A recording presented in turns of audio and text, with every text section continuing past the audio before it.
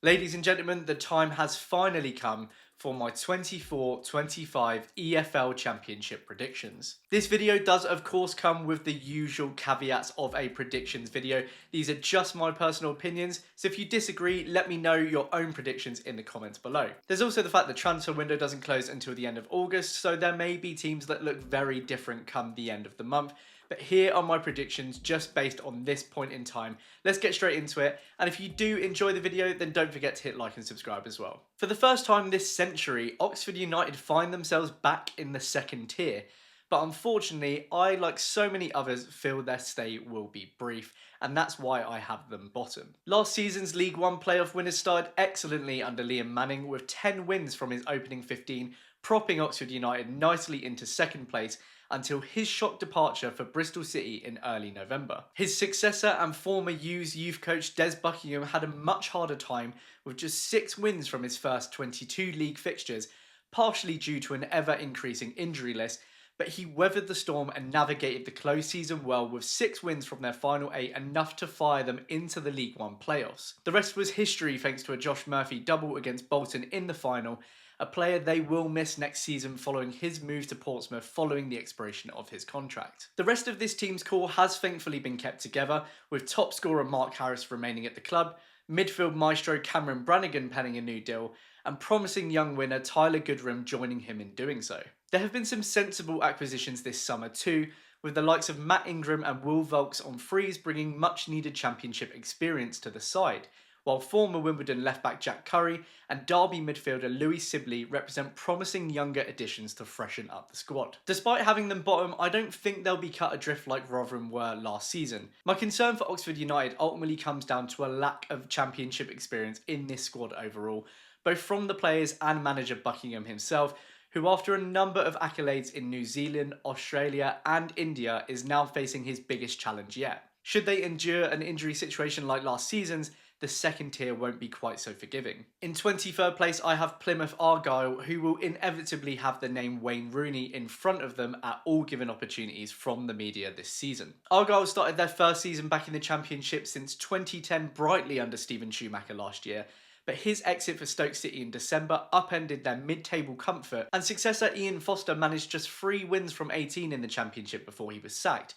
dragging the Pilgrims down to 21st. Somehow though, against the odds, Director of Football Neil Dewsnip stood up to the plate to make up for his misguided appointment alongside first team coach Kevin Nance-Keevil, and the caretaker duo delivered Plymouth to safety with 3 wins and a draw from their final 6, though they still required a tight 1-0 win over Hull City on the final day to avoid the drop. Mistake forgiven from Dewsnip then, right? Well, that was until he selected Wayne Rooney as their new manager in June. It's without a doubt the most surprising and questionable managerial appointment of the summer, after Rooney's disaster spell of just 2 wins in 15 with Birmingham last season saw them collapse from 5th to 20th place, setting in motion the rot that would eventually lead to their relegation to League One. Now, there are of course differences in the two situations.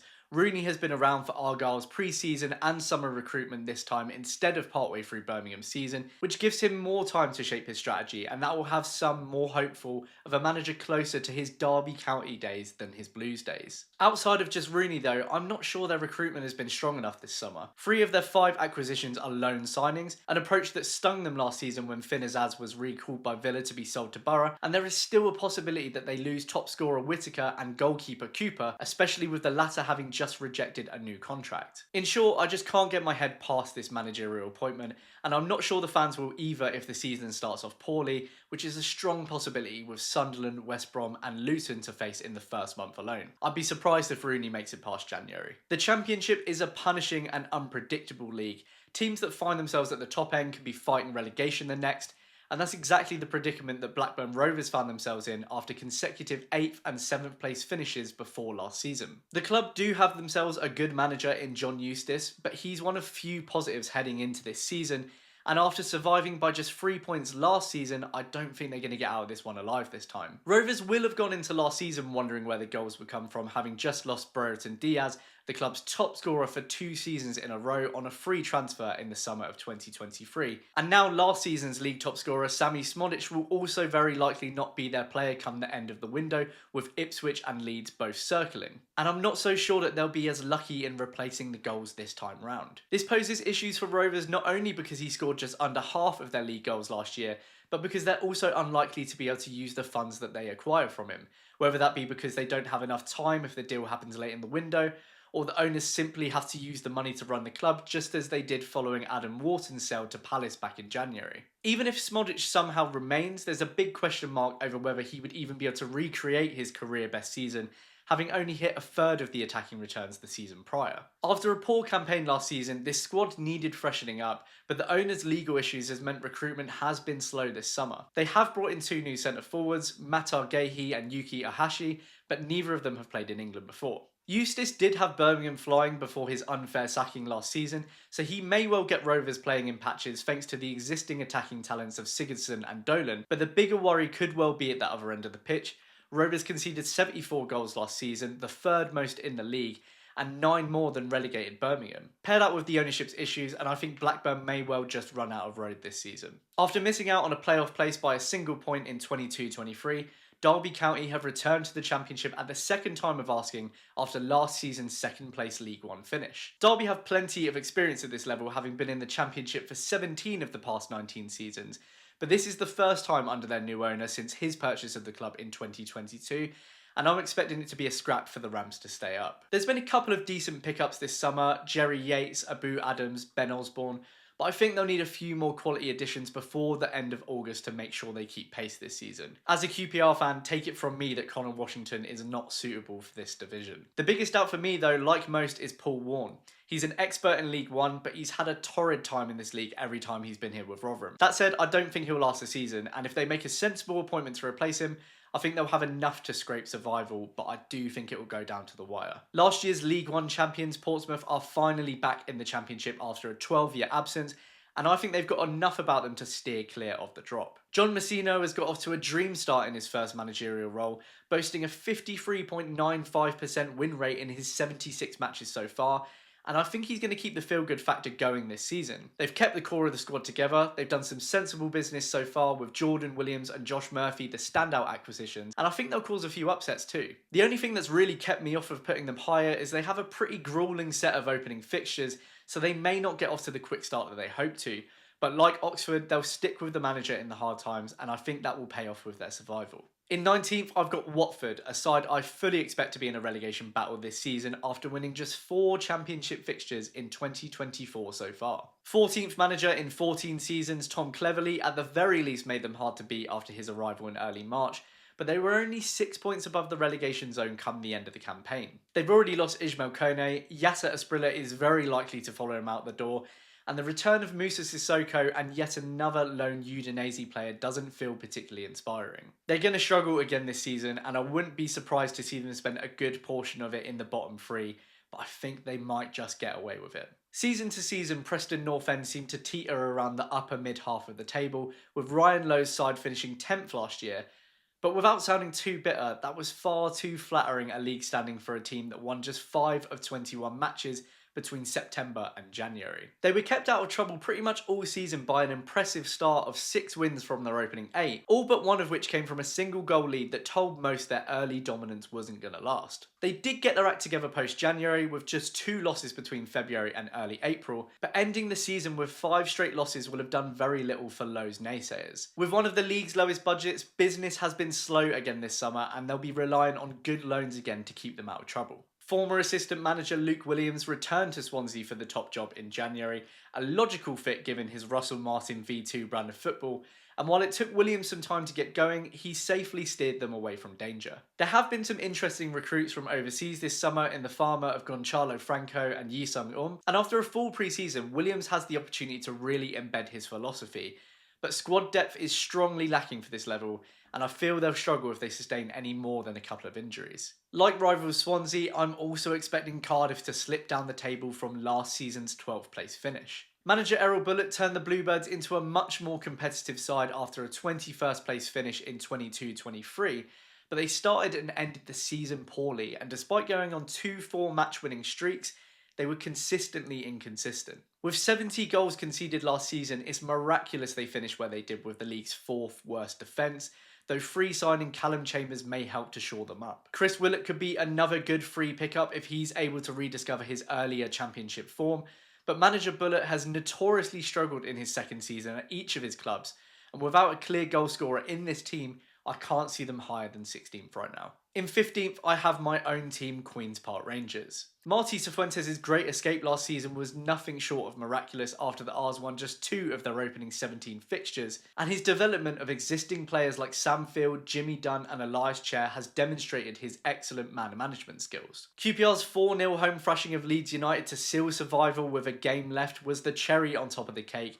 and it's galvanised the fanbase into hopes of a top half finish next season. As with the January acquisitions of Lucas Anderson and Michael Frey, Rangers' 4 summer signings so far have all come from clubs in Europe, and in picking up prolific striker Jan Seller from Lugano, they'll be hoping he can cure the last 2 seasons' lack of goals. I'm optimistic that QPR will continue to impress under Cifuentes next year, and with the tightness of our defence, I think we'll be competing in most games. But going into the season, the squad is looking small, we could still lose Clark Salter, and while the business we've done looks promising, there's just not enough of it for me. A few more quality additions could take us up a few places, but until then we're relying on new players that have never played in England before to all hit the ground running. Stoke have failed to finish in the top half of the Championship since their relegation from the Premier League in 2018, and that did not change last season after a drastic overhaul of the squad saw as many as 21 new arrivals struggle to gel. The season started pretty painfully, and by the time Alex Neil had lost 4 on the trot, including gifting QPR their first home win in 8 months,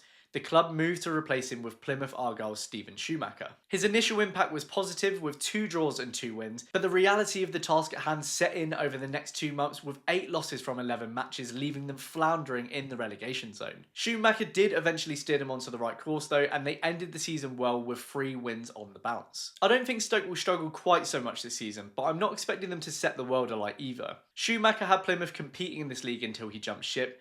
These players have had a year to bed in now, and they've added to the quality of Wouter Berger and Johan with excellent goalkeeper Victor Johansson and forward Sam Gallagher, who should add 7 or 8 to the goal tally. Chanziri put his own club on the back foot when he sacked Darren Moore last summer after Sheffield Wednesday's League One playoff win, and they looked doomed in the Championship after just 1 win from their opening 17 under Xisco Muniz. But Danny Roll, the youngest manager in English football until Brighton's new appointment this summer, has been nothing short of a revelation. It took him some time to get going, as it would in that situation, but to boast a 42% win rate with a team that was firmly rooted to the bottom of the table, with a squad as lacking in quality as Wednesday, is remarkable. And the club has made sure to protect their new messiah this summer, tying him down on a new long-term deal, and they've been active in the window with 9 incomings and 8 outgoings. I'm not blown away by the signings, but Chalobah and Lowe have plenty of experience at this level. They've brought star lone keeper James Beadle back for another stint from Brighton, and there's a couple of wildcard European choices in there too. A return for Ugbo looks very unlikely with his price tag, but I think this manager is the real deal, and I think he's going to have them up the right end of the table this season. Inability to make the playoffs last season was deemed a failure with the backing Liam Rosignol received at Hull City, but I still felt his dismissal was harsh, particularly given the work he did to steer the club out of trouble coming in midway the season before. The Tigers finished just 3 points plus goal difference away from a playoff place, not 20. That decision was very knee-jerk for me, and I think the owner's desire to see a higher calibre of football next season is going to come back to bite him. New German manager Tim Walter got Hamburger into the playoffs twice in his first 2 seasons, but he lost both before being sacked in February 2024, so while the logic is there is no guarantee he's going to be able to deliver in the Championship. And as you'd expect after last season's expenditure, his resources to achieve are considerably less than his predecessor, with 18 departures so far, including the high-value sales of Jacob Greaves and Jadon Philogene, midfield stalwart Ozan Tufan, and loan players Carvajal and Delap not returning. And despite those 18 departures, Hull have made just 2 signings so far. Young Leeds fullback Cody Drammer on a free, and Luton left-back Ryan Giles for a fee of £5 million. There will surely be more additions to come with the money they've made on these players, though after such a high budget last season, it's highly unlikely they're going to go as big this time. It took Sunderland until the 22nd of June to appoint new permanent manager Regis Lebris after Mick Bill's disaster class extinguished early hopes of promotion to the Premier League. Tony Mowbray's dismissal felt ill-judged at the time, and that opinion did not change after the club finished 16th. The thing is though, there is plenty of young talent in this squad, and with Jack Clarke, Dan Neil and Joe Bellingham staying put, and a few nice free additions including Ian Poveda, they could be at the right end this time, particularly with the new manager's profile in France for developing youth. The problem is, if they don't start well, the fans could turn quickly, with last season's disappointment still very fresh in the memory, and I think there's going to be a lot of quality up the top of the table this season that will keep them from getting a sniff at the playoffs. Now this is probably one of my braver shouts because in 10th place I have Millwall. The return of Neil Harris last season, their third manager of the campaign, was considered both uninspiring and a perfect fit. He won 8 of Millwall's final 13 league fixtures, including 5 on the bounce at the end of the season, a run in which they conceded just a single goal. Japhet Tanganga impressed on loan last season from January, and better still was available for them to pick up for free this summer following the conclusion of his Spurs contract, while last season's League 2 top scorer Macaulay Langstaff is the Championship signing I'm the most jealous of. He looks to me like a player that will score for fun regardless of what division he's playing in, and he'll be a big welcome for Millwall, having had the third lowest goal tally in the Championship last season. They will have to make sure they create enough to get the best out of him, but a tight defence with a talismanic striker seems like a recipe for success to me. Bristol City were touted as dark horses last season, and while they improved on their previous 14th place finish by 3 places, they ran out of puff by the end of the season under Nigel Pearson's successor Liam Manning. They were partially victims of their own success, with 3rd and 4th round replays against West Ham and Forest in the FA Cup, giving them a taste of cup magic, but at the expense of their league form. This summer's transfer policy has backed up exactly why Manning was brought to the club, to nurture young talent, and that's echoed in the arrival of Rapid Vienna's 21-year-old forward Fally Mayulu, QPR's 21-year-old forward Sinclair Armstrong, and J-League winger Yu Hirakawa. On the downside though, last season's top scorer Tommy Conway has turned down a new deal and looks set to move to Boro, and at 34, Nahki Wells won't be able to carry them if their new young additions don't prove effective. I'm expecting slightly better than last season, but overall not enough consistency to push for promotion. You often expect Premier League teams to be challenging for promotion following relegation, but I just don't see that with Sheffield United this season. Chris Wilder does make some sense as manager given what he achieved there in the past, but his stints at Boro and Watford in this league in the past 3 years were very underwhelming to say the least. The main detractor for me though is just the extent of the turnover in this squad.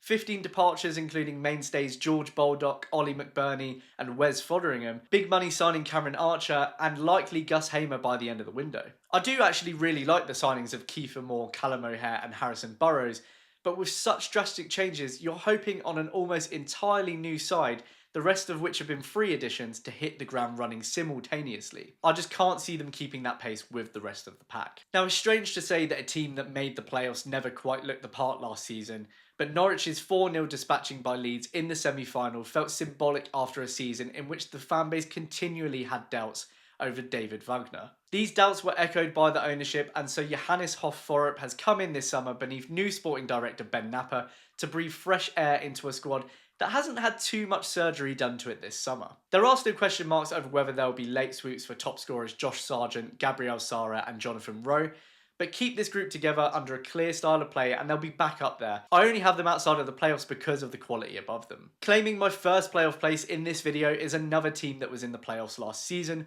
West Brom, who fell to eventual winners Southampton. Carlos Corberán for me is one of the best managers in the league, and with newfound optimism under new owner Shilan Patel, there should now be solidity on which to operate going forwards. Diakite, Hegem and Wildsmith all look like shrewd acquisitions this summer, and while top scorer Thomas Asante is on his way out the door, an otherwise consistent squad and manager will see them ready to compete for promotion again, especially if they can add a couple of bits of attacking quality like January loan signing Mikey Johnston. Finishing outside of the playoffs could have been considered underwhelming to the neutral fan after Borough's meteoric rise to 4th under Carrick the year before, but in the context of losing key players in Archer and Akpom, it wasn't a terrible result. The season started poorly, but they had multiple excellent stints and finished the season with just 1 loss in 12. And despite ongoing injuries throughout the season, they were still only 4 points away from 6th place Norwich. After a transitional season of 16 departures and 20 signings last year, This summer has been much more stable, and the additions of Morris, Bergzorg and Ayling look promising atop their January signing of Finn Azaz. Akpom's replacement Emmanuel Latlaf also hit 18 in all competitions last season, so unlike many, they appear to have a prolific forward. Boro will be back in the playoff mix next season in my opinion. After 2023's playoff final loss to Luton Town, it was always going to be hard for Coventry to get going again last season, especially having lost Gus Hamer and Victor Gyökeres. 15 outgoings in, 16 in later, the Sky Blues started 23-24 slowly as a result, with just 3 wins from their first 16 matches. But they gathered pace from early November with the return of Callum O'Hare from injury, and slowly but surely Haji Wright and Ellis Sims started scoring, and they didn't stop once they did. Come the end of the season, they were positioning themselves for a second consecutive playoffs, but a dream FA Cup run which saw them so nearly heading into the final took its toll on their league form and squad, and they limped over the finish line with 5 losses from their final 6. This summer's business has been a lot more stable, 5 out with Callum O'Hare the biggest loss, but 4 in with marquee signing Jack Rudoni touted as his successor. I think they can recapture the form they built from November, and with 2 strikers that hit 19 apiece in all competitions, I think they take 4th. Now in my final playoff place is Leeds United, touted by the bookies as favourites to win the league. Don't get me wrong, there is no doubt that Leeds will be right up there again. A total of 90 points would have been enough for automatic promotion in 3 of the 5 previous championship seasons, and enough to win them the league in 21-22. And in Daniel Farke, they have an exceptional championship coach. But I don't think this will be as simple as Leeds smashing up the league next season.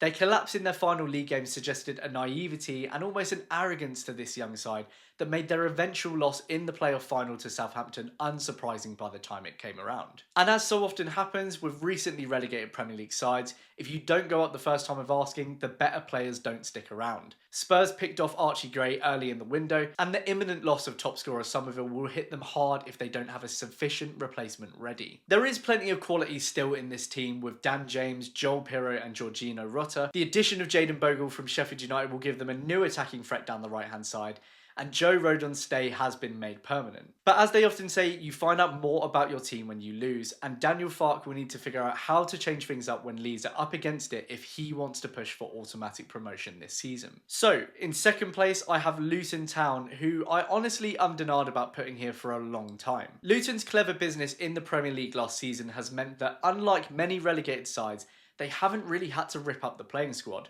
with Ross Barkley the only real first team loss. That always seemed to be the plan too. Don't overcook the books in the Prem, keep together a strong team and go straight back up. It's meant that they've been able to keep together a strong core under Rob Edwards, a manager with plenty of goodwill in the bank, and they won't have to reinvent the wheel in the Championship. My only slight doubt on the back of that though is a distinct lack of business, with only Arsenal under-21 right-back Walters and Brentford's Baptiste joining on frees, because even with a strong squad, I feel it's always wise to freshen things up. Overall though, I think they are very well placed for automatics without too much trouble, particularly with the wealth of strong centre forwards they have at this level. And finally, for the second time in 3 years, I think Burnley are going to win the Championship next season. Now, in total honesty, I don't really rate Scott Parker, but he's got 2 Championship promotions under his belt, and I think he's going to get a 3rd. Burnley are operating very similarly to the last time they came down, blowing the rest of the league out of the water with big money signings, who will most likely be a distinct cut above other players in this league. Mike Trezel's loan move has been made permanent with an €18 million fee to Genk, as has Maxime Esteve for $12 million from Montpellier. Over half of their starting 11 from their last Championship winning season are still on the books, so it shouldn't take too much to find a recipe that works, and if Sander Berg remains a Burnley player by the end of the window, I think they will cruise this season. So there we go, those are my full predictions for the 24-25 Championship season. As I said at the beginning, you'll most likely disagree with me, so do let me know your own predictions in the comments below, or if you think I've made any particular howlers. If you've enjoyed the video, please do hit like and subscribe, it really helps to grow the channel, and I'll hopefully see you in a future video. Cheers!